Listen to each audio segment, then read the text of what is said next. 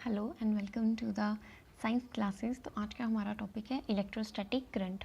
तो इलेक्ट्रोस्टैटिक होता है क्या? Electrostatic is a branch of science. Okay, it is a branch of science जो कि चार्जेस को स्टडी करती है, जो कि स्टैटिक चार्जेस होते हैं, यानी कि डायनेमिक चार्जेस को स्टडी नहीं करती, स्टैटिक चार्जेस को स्टडी करती है। उस ब्रांच ऑफ साइंस को हम लोग बोलते हैं इलेक्ट्रोस्टैटिक।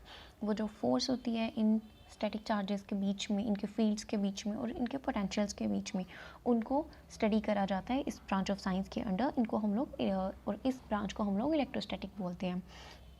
इसमें मेन चीज़ होती है चार्जेस। तो चार्ज क्या होता है? चार्ज कोई भी ऐसी चीज़ होती है, किसी भी मटेरियल में, किसी भी सब्सटेंस में ऐसी चीज़ होती है जिसकी वजह से वो मटेरियल करंट को कंडक्ट कर पाता है, यानी कि जिसकी वजह से वो मटेरियल कंडक्टिविटी शो कर पाता है, उसको हम लोग बोलते हैं चार्जेस। तो हम लोग के पास तीन बेसिक एलिमेंट्स होते हैं, most common elements, electron, proton और न्यूट्रॉन। ये मास दिया हुआ है उनका नीचे। और जब भी दो इलेक्ट्रॉन्स 1 सेंटीमीटर के डिस्टेंस पर एक दूसरे के पास होते हैं तो वो एक दूसरे को काफ़ी हद तक रिपेल करते हैं with the force of 2.3 cross 10⁻⁻24 Newton's. तो इस फोर्स को हम लोग बोलते हैं इलेक्ट्रिक फोर्स। और इस एडिशनल प्रॉपर्टी को, जो कि इलेक्ट्रॉन में होती है एक दूसरे को रिपेल करने की with in the distance of 1 centimetre, उसको हम लोग बोलते हैं इलेक्ट्रिक चार्ज। चार्जेस हमारे पास दो ही तरह के होते हैं, पॉजिटिव चार्जेस और नेगेटिव चार्जेस। और जब भी हम दो सब्सटेंसेस को, दो सरफेसेस को एक दूसरे के अगेंस्ट रब करते हैं, कभी भी रब करते हैं, तो वो हमेशा उनमें जो चार्ज इंड्यूस होता है वो हमेशा इक्वल होता है और ऑपोजिट होता है।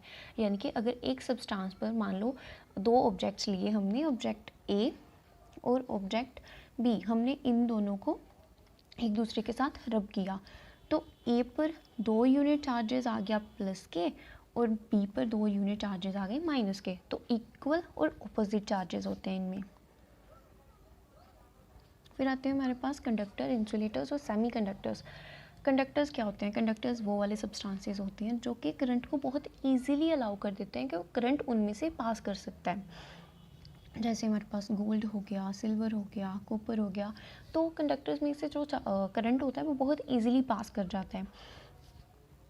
फिर आते हैं हमारे पास इंसुलेटर्स। इंसुलेटर्स वो वाले सब्सटेंसेस होते हैं जो कि करंट को बिल्कुल भी अलाउ नहीं करते कि करंट उनमें से पास कर पाए, जैसे रबर, माइका, एयर, ग्लास। ये सब एग्जांपल्स हैं हमारे पास इंसुलेटर्स के। देन हमारे पास आते हैं सेमी कंडक्टर्स। हमारे पास आते हैं सेमी कंडक्टर्स। तो सेमी कंडक्टर्स ना तो कंडक्टर्स की तरह फुली करंट को अलाउ करते हैं कि वो उनमें से पास कर पाए, और ना ही इंसुलेटर्स की तरह फुली अपोज करते हैं। वो थोड़ी सी रजिस्टिविटी भी शो करते हैं और थोड़ी सी कंडक्टिविटी भी शो करते हैं। तो वो पार्शियली करंट को अलाउ करते हैं कि वो उनमें से पास कर सकें। ओके, करंट बहुत पार्शियली इनमें से पास कर पाता है, ना तो फुली पास कर पाता है, ना ही फुली वो रेजिस्ट कर पाता है। देन हम लोगों ने एग्जांपल्स देखे कंडक्टर्स के, तो मोस्टली जो हमने एग्जांपल्स देखे, गोल्ड, आयरन, कॉपर, वो सब मेटल्स हैं। मेटल्स कंडक्टर्स क्यों होते हैं? Because they have a free electrons जो कि एज अ चार्ज कैरियर काम करते हैं। क्योंकि मेटल्स में फ्री इलेक्ट्रॉन्स क्यों होते हैं? क्योंकि जो मेटल्स के वैलेंस इलेक्ट्रॉन्स होते हैं वो न्यूक्लियस से काफ़ी दूर होते हैं, और वो लीस्ट बाउंड इलेक्ट्रॉन्स होते हैं, वो ईजिली मेटल की बॉडी में मूव कर सकते हैं, जिसकी वजह से वो easily as a charge carrier काम कर सकते हैं, क्योंकि वो इजीली मूव कर सकते हैं। लेकिन इसका मतलब ये नहीं है कि वो फ्रीली मूव कर सकते हैं तो वो उस मेटल की बॉडी को ही छोड़कर जा सकते हैं। नहीं, अंडर नॉर्मल सर्कमस्टांसेस ऐसा नहीं होता। हाँ, जब लोग बॉन्डिंग करेंगे, हम लोग आयोनिक बॉन्डिंग, कोवलेंट बॉन्डिंग, तो उसमें इलेक्ट्रॉन्स छोड़कर जाते हैं, वो अलग स्फीयर है। लेकिन नॉर्मल सर्कमस्टांसेस में ऐसा नहीं होता।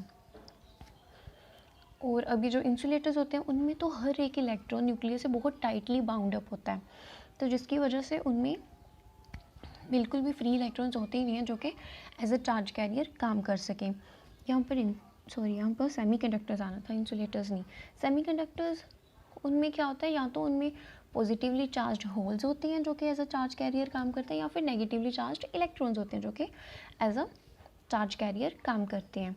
तो हम लोग अपने आगे वाले लेक्चर्स में देखेंगे कि पॉजिटिवली चार्ज होल्स हम लोग कैसे प्रोड्यूस करते हैं by doping in the semiconductors. तो ये करंट को कैसे ट्रांसफ़र करते हैं, एक्चुअली ये उसको कंडक्ट नहीं करते लेकिन इनमें से पास हो जाता है करंट। तो हम लोग ये फिनोमिना पूरा अपनी आने वाली क्लासेस में देखेंगे कि कैसे होता है। अब हमारे पास आता है वैलेंस बैंड और कंडक्शन बैंड।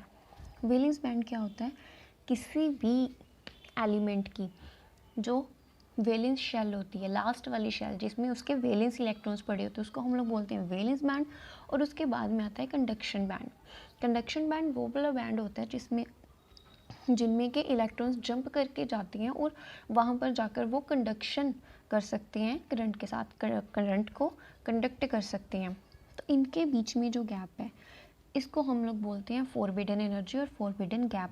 यही फॉरबिडन एनर्जी और फॉरबिडन गैप डिसाइड करता है कि आपका जो सब्सटेंस है वो कंडक्टर है, वो इंसुलेटर है या फिर वो सेमीकंडक्टर है।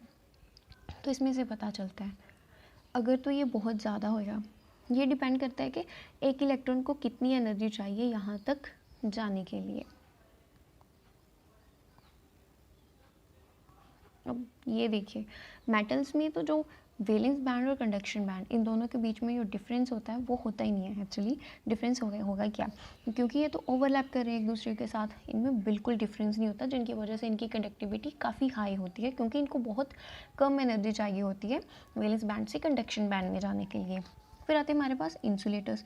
इंसुलेटर्स में ये बैंड गैप है जो ये काफ़ी ज़्यादा होता है, जिसकी वजह से उनको बहुत ज़्यादा एनर्जी चाहिए और वो नॉर्मल सर्कमस्टांसेस में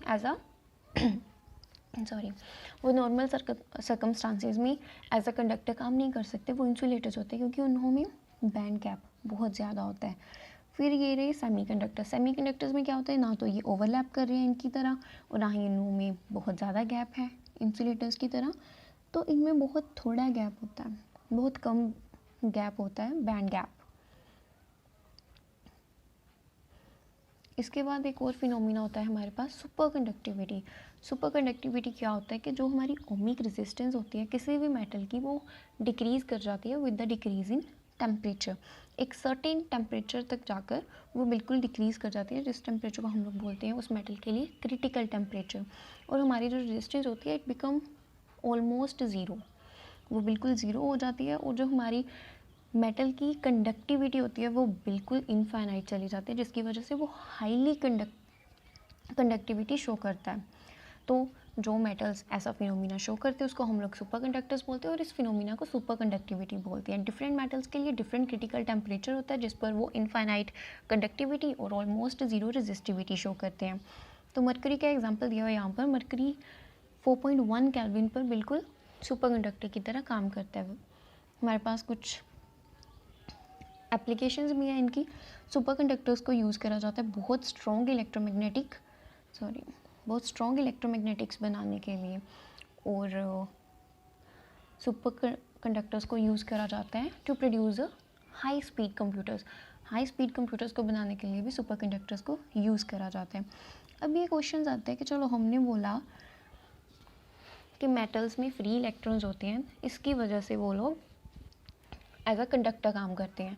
तो फ्री इलेक्ट्रॉन्स तो हमेशा होते हैं उनके पास, वो हमेशा कंडक्शन क्यों नहीं शो करते करंट की तरफ, वो उनमें हमेशा करंट क्यों नहीं फ्लो करता। बिकॉज क्या होता है, करंट हम लोग किसको बोलते हैं, करंट इज़ हम लोग बोल सकते हैं the movement of a charge toward a particular direction. जब चार्जेस पर्टिकुलर डायरेक्शन की तरफ जाएंगे तभी करंट प्रोड्यूस होगा। लेकिन जब हम लोगों ने एक्सटर्नल फील्ड अप्लाई नहीं करी होती, तो एक्सटर्नल फील्ड अप्लाई नहीं करने पर क्या होता है कि जो वो फ्री इलेक्ट्रॉन्स होते हैं वो हैप्पीज़ार्ड वे में, रैंडम वे में, किसी भी डायरेक्शन में, जितनी भी पॉसिबल डायरेक्शन है सब में मूव करते हैं ताकि वो अपनी थर्मल वेलोसिटी को ज़ीरो कर सकें। और जैसे ही हम लोग उन पर एक्सटर्नल इलेक्ट्रिक फील्ड लगाते हैं तो क्या होता है कि वो एक फोर्स एक्सपीरियंस करते हैं, जिनकी वजह से वो बिल्कुल एक पर्टिकुलर डायरेक्शन में जाते हैं और उसकी वजह से कंडक्टिविटी शो करते हैं। उसकी वजह से एक्सटर्नल इलेक्ट्रिक फील्ड के आने की वजह से वो करंट शो करते हैं, कंडक्टिविटी शो करती हैं। So thank you.